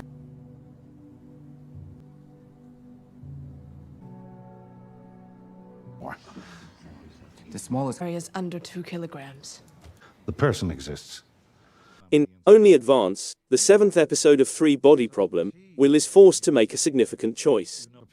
Saul, Joe Vanadepo, is informed by Will, Alex Sharp, which star he purchased, one that is very noticeable so he can glance at it and know it's his. Though Will promises to keep Saul's identity a secret, Saul questions whether there was a better use for his money, so he purchased it for Jin, Jess Hong. Will falls on the deck a few moments later. With Will in the hospital and no immediate danger, Saul phones Jin to inform her on his condition and asks her to come as soon as she can. She hangs up the phone, and Raj, Samer Usmani, shows in with a package. There's a plaque inside honoring the star that was bought for her. Despite the documents claiming she is the owner, she believes it to be a hoax. The scientist claims to have discovered a means to sustain human life long enough for an individual to reach the Santia at a meeting with Wade, Liam Cunningham and other researchers. The researchers were astounded when he successfully kept a monkey suspended between life and death for more than a month before waking it up. The monkey is quite intelligent in addition to being alive and healthy. Wade declares he will enter hibernation in order to be present to welcome the Santee after realizing the mechanism is functional. Wade avoids Jin's questions, but she doesn't see why he's the right person for the position. Jin receives an update on the nanofiber sale from Orbi, Asa Gonzalez, along with instructions on how to make it function. Jin attempts to help her see that humanity could need to leave Earth, which is why they need to find this out, but she is depressed since she feels like she is on the wrong side of history. In the paper ship Jin created for him, Will is adrift. It's an illusion. He is startled out of his reverie by a female voice. It's his sister and her husband, who was named as his next of kin. The tension between them is palpable. Despite their sadness at Will's passing, their true purpose is to beg for money. They believe they should inherit whatever their mother left him. Knowing that he has far more money than they do, he agrees. Wade says they won't have enough explosives to move a large ship, so he suggests sending their brains to the Santee in the hopes of reconstructing the individual later. They require a bright somebody who is prepared to give their life for the cause. He understands the inner him is most likely already too dead to consent to it. Despite Jin and Orbi's objections, Wade believes Will is the ideal person for the job. Disappointed that she's working on the wrong side of the issue, Orbi says she has to go. Wade phones to seek for assistance on a project. He has a plan, but he isn't sharing it just yet. While playing video games, Clarence's son, Benedict Wong, enters and shows Dad the website he made for the company he's starting. By saving money for travel to Mars or other livable worlds, it's a means for people to protect their future. Although it's not genuine, Clarence tells his kid that he's impressed by the concept and commends him for it. His kid adds, "So help me make it real," since he has little interest in the current state of affairs in the world. Orbi meets her business associate. She takes action and posts all of her research online so that everyone can access it because he is taking over the firm. She even gave them advice on how to defend themselves in court. Jin and Will have a hospital meeting. Augie was merely there to give him a bottle of liquor as a farewell gift. She tells him not to do the project, but he is fascinated about it. He immediately sees she has no other possibilities when he asks who they may be. He commends her for consistently working with expansive concepts that he could never imagine. Speaking through the eyes of a dying man, he claims to be able to see her and to love her. "Tell me not to do it and I won't," he declares. He consoles her when she sobs uncontrollably. In Vera's room, Wenji, Rosalind Chow is leafing through her books. A picture of them both from years ago appears to her. She phones the person on the other end and says she needs to talk to them. Saul informs Wenji at Vera's burial that Vera knew Wenji was the one responsible for everything. She must have discovered Wenji's creations. Vera used to consistently tell Wenji that Saul was the smarter one. He responds that he was never interested in running his own lab when she wonders why he never did. She cracks a joke on him, saying that you should never play with God. She says, "I hope my joke doesn't get him in trouble," adding that certain jokes are only meant for select audiences even though it's not really humorous. Wade and Jin discuss Will's exam results. Will is urged to make a pledge of allegiance to the human species, but he declines because he is curious about what would happen if the Santee turned out to be superior to humans. He will swear allegiance to Jin, but not to mankind. Wade assures him that the following steps will be communicated to him. Wade tells them outside that Will is their ideal man since he isn't their man. In the woods, Tatiana, Marlo Kelly is living in a camper. Abruptly, she hears a voice. The I-host answers, saying they had finished speaking with Evans but not with her. They require her. Wenji is preparing to take off for Beijing at the airport. She tells her handler she's changed her seat so they can sit together as she gets in line. Wood is on the verge of giving his last approval to terminate his life before the process that would get him ready to travel to space. Wade discusses Jin's star as he prepares to depart, explaining that Will bought it for her with some money he inherited. She bolts from her workplace. Will and Saul chuckle at their shared experiences. Eventually, he begins to press the buttons that will cause the medication to take Will's life. Saul raises some significant philosophical issues regarding his impending actions and the potential for interference from the Santee. Still, Will presses the buttons. He muses on what may occur if he became the Santee's pet as he reaches the fourth button. He's glad he can bid his close friend farewell in a dignified manner. "I'm going to miss you," Saul says to him. Will says, "I'll miss you too if they bring me back." As he considers the boat on the water and glances at his catch, his finger lingers over the final button. Jin is rushing to the medical center. When she gets there, Will isn't there. Will is not getting wet in his boat despite the rain. It is rather tranquil. He inhales deeply.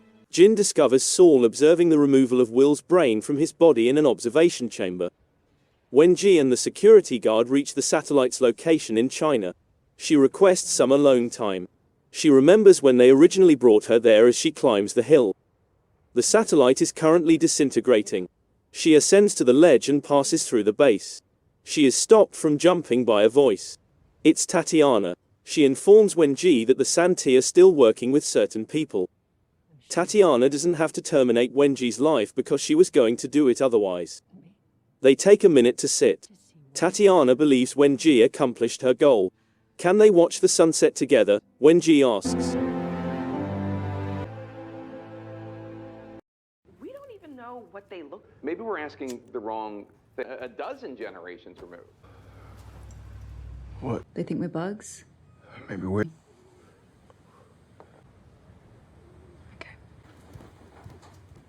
Why should I get bent out of shape about what the... So you think 400 years ago, be doing someday? Awesome. I get it. So I don't worry about the far future that much. Yeah, of course. I mean, that's fair. Oh, thank And that one kid has more Prius.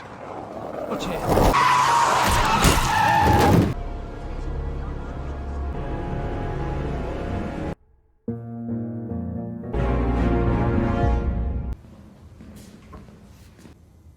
Sorry about Nora. Am I? I know your pal Jin. You two chat about. One of my men. Yo and Jez. Hit Nora was under autonomous control. We've reason to believe that someone... You. Who are they? What's going on? 5 minutes, sir.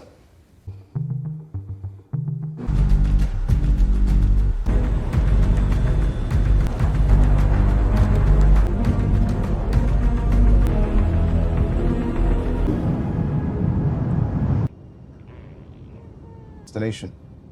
Someone will tell Nora's family. Well, I guess meeting you was terrible.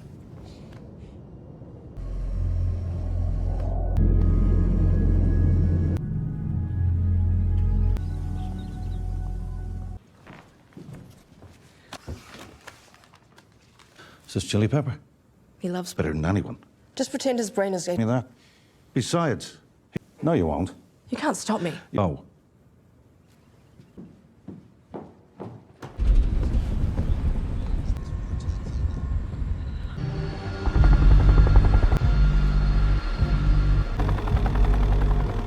Difficult day. I hope we can make things straight from the top. I promise.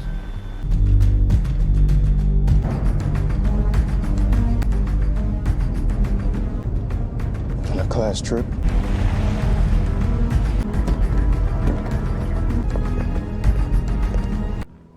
The meditation room.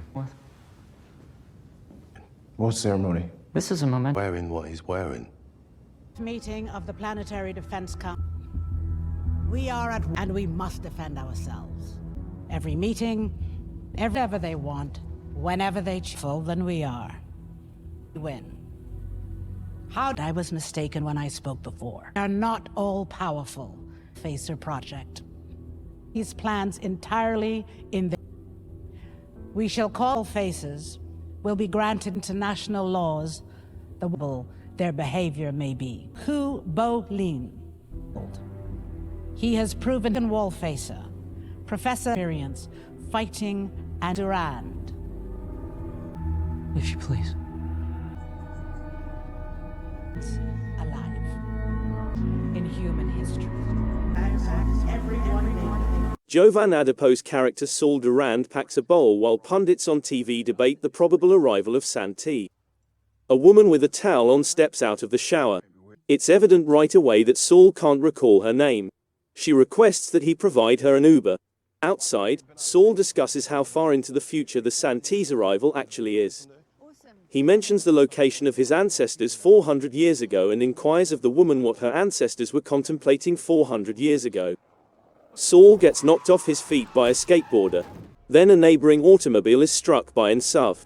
In order to escape the collision, a second automobile swerves onto the sidewalk. The woman gets hit by this automobile and dies instantly. Saul can still recall her name, Nora. Later on, D.A. Shi, Benedict Wong questions Saul. He expresses regret for Nora. He's not precisely a cop, D.A. Shi responds when Saul asks whether he is. D.A. Shi says he's sad about Jack and Will's passing and that he knows Jin and was an old friend of Orbeez. He inquires as to what Yi Wenji discussed with Saul in the cemetery. Before departing for China, Yi Wenji only had one meeting, according to D.A. Shi, Saul. There, she and one of D.A. Shi's soldiers were killed. Saul finds this surprising.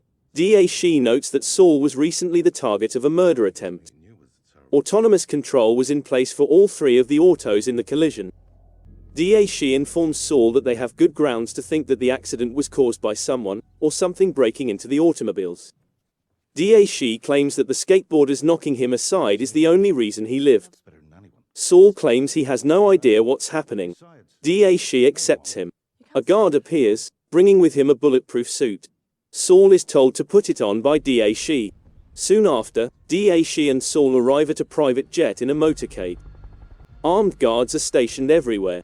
D.A. Shi giggles while watching movies on his phone throughout the journey. Saul requests additional details. However, D.A. Shi can only inform him that his duty is to accompany Saul to his location. D.A. Shi tells Saul that word got out to Nora's parents that she passed away in a terrible accident. He advises Saul to get some rest. Saul chooses to open the window shade instead. Military planes are flying beside the aircraft outside. Thomas Wade, Liam Cunningham receives a packet of produce seeds from Jin Cheng, Jess Hong at Witchwood Manor. She claims she wants their inclusion, as well as Will's brain, in the Stairway Project investigation. This is to ensure he has food in the event that they decide to clone him. Wade declines due of his weight. Jin promises to bring up the matter with a higher-ranking official. She threatens to resign when Wade tells her that there is no such person. Wade promises to save a seat for Jin for the Cape Canaveral launch, but Jin storms away. Saul admits to D.A. Shi that he didn't get any sleep when the plane landed. Josh Brenner's Sebastian Kent greets Saul and Daeshi. Kent admits that the day has been challenging but says he thinks things will get better.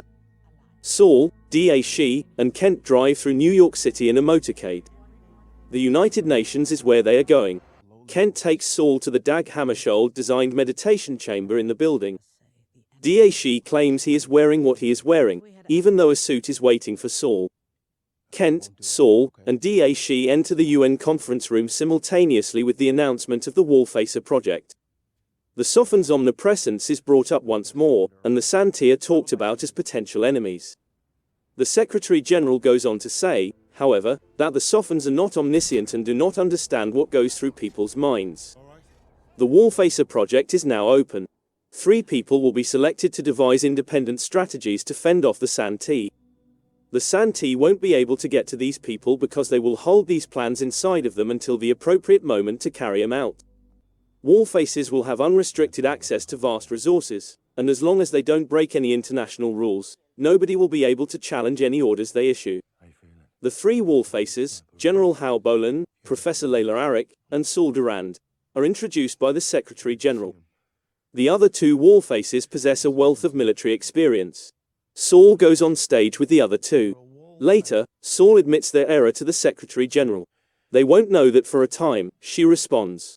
He is reminded that the Santi are observing by the Secretary General. According to the Secretary General, the adversary is aware of his selection. They attempted to murder him for this reason. What if, Saul wonders, he says no. That's his right, she argues. He declines as a result. The Secretary General claims to comprehend. She responds that he is free to do whatever when he asks if he may go. Saul exits the theater. Daeshi tells him in the foyer that it may be hazardous outside. Is it possible for Daeshi to acquire Saul a security team? Refusing, Saul declares that he is not a Wallfacer. Kent says they have no choice but to follow Saul's instructions. Daeshi begs to go on a stroll with him at least. Refusing, he walks out of the building.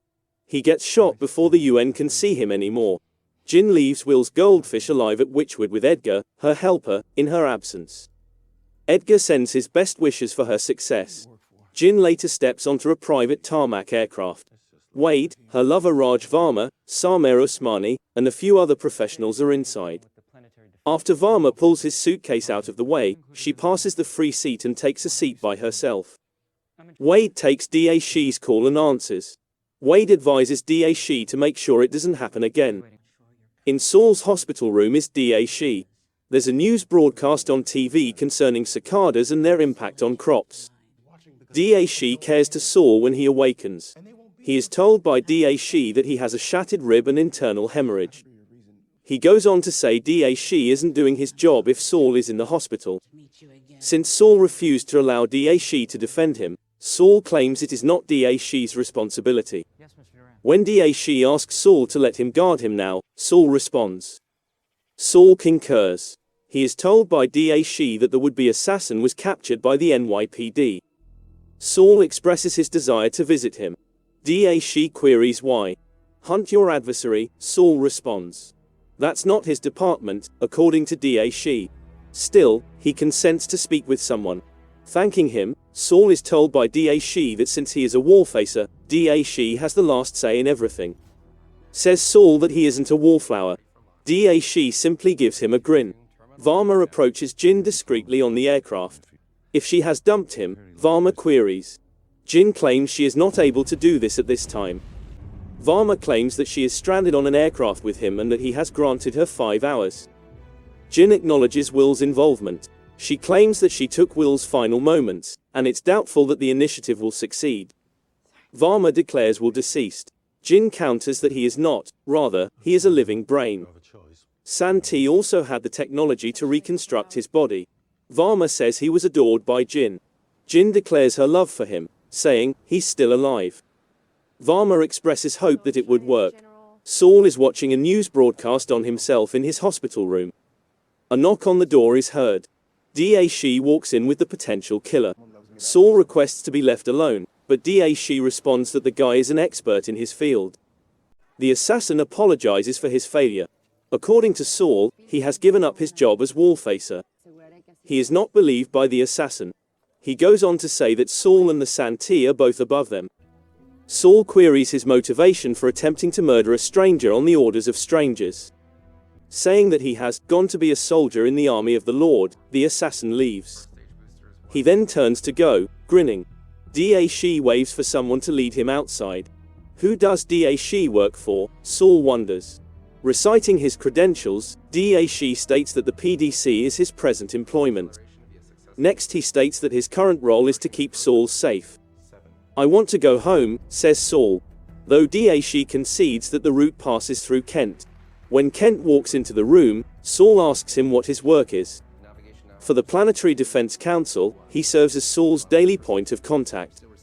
Saul argues that he is no longer a wall-facer. Of course not, sir, responds Kent. Why is Kent here still? Saul wonders. Kent restates that he is in charge of Saul's regular relationships. It sounds to Saul like they're not talking to one another. Kent again nods in agreement when Saul claims he's not a wall-facer. Daesh stands by. I want to see the Secretary General, adds Saul. Saul informs the Secretary General in the UN meditation room that he is tired and wants to go home. The Secretary General notes that Saul might not be able to meet his new security standards at home. If he's not a wall-facer, Saul queries why he requires security measures. Whether or not he is a true wall-facer is a question that the Secretary General admits she is unsure of. What counts are the beliefs held by individuals or groups. She goes on to say that a wall-facer works in the solitude of the mind. Nobody is aware of Saul's inner thoughts. It is not the Secretary General's fault if he did not desire the position. According to Saul, he has no idea how to combat aliens. Moreover, by the time the aliens show around, they will all have passed away. The Secretary General acknowledges having thought the same thing. She asserts that they should attempt nonetheless, because of their future selves. Saul queries why he was picked. The Secretary General informs him that the precise cause is unknown. He will have to come to his own conclusion, she says. They're taking a big risk on Saul, according to the Secretary General. Saul approaches Kent and Daesh in the UN lobby. To see his pal off, Saul claims he wants to travel to Cape Canaveral. Tatiana Haas, Marlo Kelly comes back to her camper in the woods with 2 food bags. However, the door is ajar when she gets there. She takes a handgun out. She discovers a white box with her name, identical to the one that came out of nowhere at Jack Rooney's home. A card with the words, "If one of us survives, all of us survive," is inside. A VR headgear is also present. Tatiana dons the protective gear. A menacing tune begins to play. Will's brain is placed into the rocket at Cape Canaveral. Wade informs Jin that Will's brain was used to contain the seed she requested. The countdown starts. The rocket takes off. Jin is watching, flooded with emotion.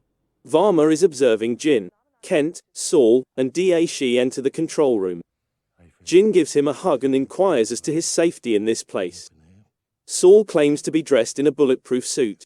Wade tells Daesh he was fortunate. He goes on to say that they genuinely want Saul gone. Daesh claims that people recognize his value since he is my enemy's enemy. Wade asks Daesh whether he's comfortable with him being shackled to that youngster for the rest of his life. Wade responds, no, when Daesh asks whether he has an option. Daesh responds that it's okay with him. Varma walks over to Saul and Jin and inquires about their well-being. After providing an update on Wool, Jin quickly leaves Varma. Daesh goes after Saul, and Saul goes after her. Jin queries whether Saul has spoken with Augie Salazar, Asa Gonzalez. He finds out why he hasn't. Both Jin and Augie, according to Jin, detest what they did to Will. Saul claims that Will made his decision. He claims Will adored her and would have done anything for her. Saul dreams about the day when someone will truly adore him. Jin suggests that it could already be done. Then she walks away from him. After pulling out his phone, Saul glances at it. Augie is located in Mexico's San Luis Potosi. She is describing how water may be cleansed of contaminants such as germs, parasites, and pesticides using nanofiber filters. The residents claim to already have effective filtration. However, Augie asserts that they wouldn't be facing a dysentery outbreak if they had effective filters. She then declines Saul's call and carries on assisting the locals. Jin surveys the NASA professors in Florida. She soon joins Wade, Saul, and the others in the control room within Mission Control to keep an eye on the probe's progress. They expel the first stage boosters.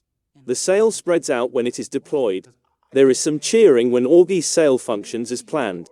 The first nuclear weapon is approached by the probe. The countdown to the explosion starts. The first nuclear weapon goes off without a hitch. The probe starts to speed up. Further acceleration of the probe is achieved by the successful detonation of the second one. Now that he's flying, Saul remarks. The third explosion then goes off without a hitch. A cord breaks that connects the probe to the sail. Alarms go off. The probe starts to stray from its intended course. This implies that it won't get to the fourth and later nuclear weapons. There has been an irregularity, the commentator suggests. Jin starts to sob. Everyone is depressed. Wade speaks to Jin incoherently. The probe is shown in its last image disappearing into space. Wade's on a call on his jet. Giving Wallfacer Bolan anything he wants, he orders the man on the line. He reads a news story on how world leaders are reacting to the Wallfacer proposal. However, Safon's voice interrupts him, and soon after, he appears on a screen. They would have loved to meet Wall, according to Safon. If Wade's delicate humanity endures cryogenic storage, she goes on, they would like to meet. The plane's power is out. The engines sputter, and Wade is sucked into complete darkness. The lights return to flickering. Wade asserts that he must be doing something right if they are observing him. Safon concurs, he's a capable leader.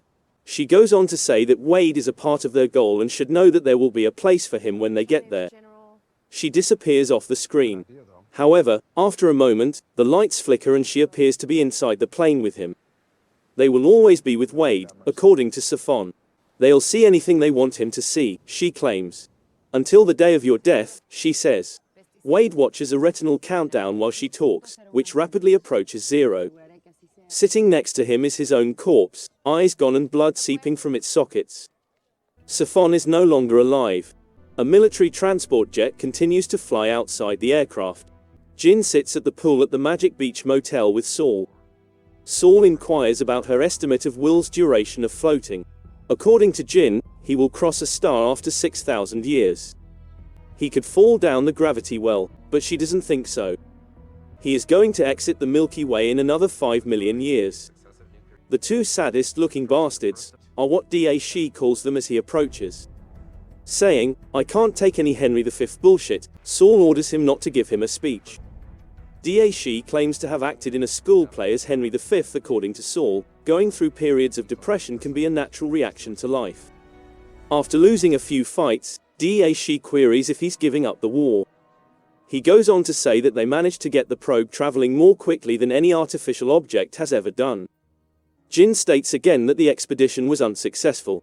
Have they ever seen the World War II movies when the Allies take off from aircraft carriers with their planes? Da Shi wonders. Is it known how many pilots were lost until they got it right? He queries. They are still, according to Jin, a few million times slower than the Santee. Says Saul, people are sluggish, stupid, and easily killed. We're bugs, he says in closing. They're going for a drive, Da Shi says. Da Shi makes his way to a remote part of the Everglades. Exiting the vehicle, they go. They chirp and buzz. They are all over the place. Da Shi delivers his speech of culmination. People detest insects. Been attempting to get clear of them for ages. Pesticides sprayed from aircraft. To try to sterilize them, we bury poison beneath the surface. We zap, tread on, and swat them. Take a look around. They will remain in place. Da Shi pours out the remaining alcohol after drinking to the bugs. He informs them that they must return since they have job to accomplish. As the song intensifies, the camera pans back through the swarming cicadas.